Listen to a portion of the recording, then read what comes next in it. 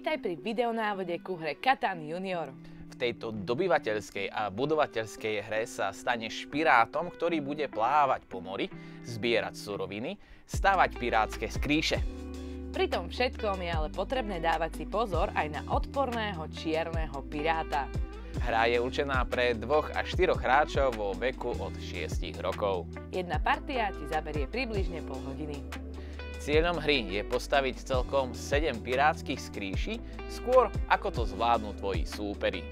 Pozrime sa na to, ako si túto hru pripraviť. Ak hráte dvaja, polož doprostred stola herný plán stranou, na ktorej sú zobrazené 2 papagáje, a ak hráte viacerí, polož ho stranou so 4 papagájmi. Každý hráč si vyberie jednu kartu s papagájom a položí ju pred seba lícom nahor. Podľa farby vybranej kartičky si k sebe vezme aj 7 pirátskych skríši a 7 lodí. Teraz si hráči postavia svoje prvé 2 skríše a lode na štartovacie stavebné miesta a lodné cesty označené na hracom pláne. Ostatné si nechajú pri sebe. Priprav hraciu kocku a figurku čierneho piráta postav na pevnosť. Kartičky s papagájom zamiešaj a polož ich vedľa hracieho plánu papagájom navrch. Polož tam aj roztriedené žetóny surovín. Na 5 záchranných kolies polož 1 žetón z každého druhu suroviny. Každý hráč si do vlastnej zásoby zoberie jednu surovinu z každého druhu. Začína najmladší hráč, ktorý hodí kockou.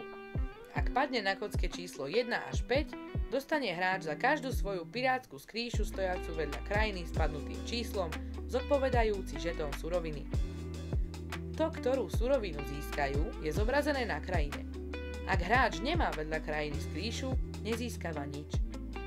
Ak na kocke padlo číslo 6, hráč musí presunúť čierneho piráta na ľubovoľnú krajinu a len on si vezme 2 žetóny surovín danej krajiny.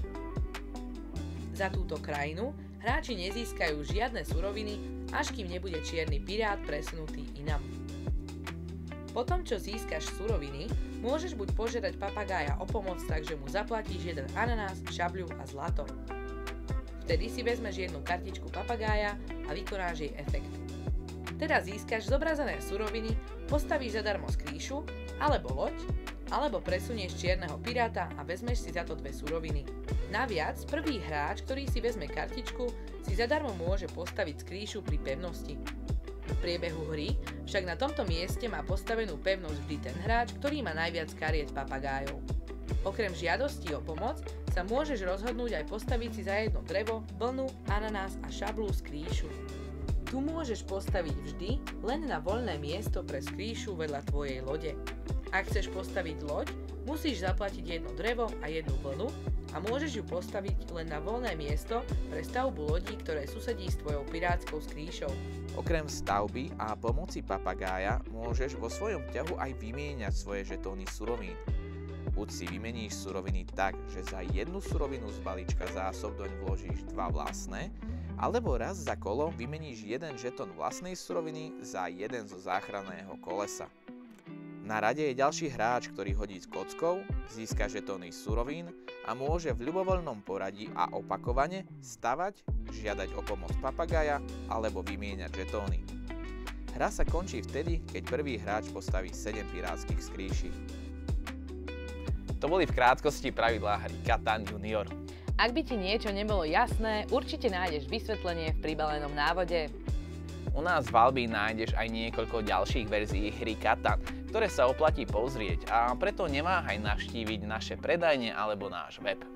Nám už neostáva nič iné ako len dúfať, že z teba bude ten najšikovnejší pirát všetkých morí a že budeme mať niekedy príležitosť si spoločne zahrať.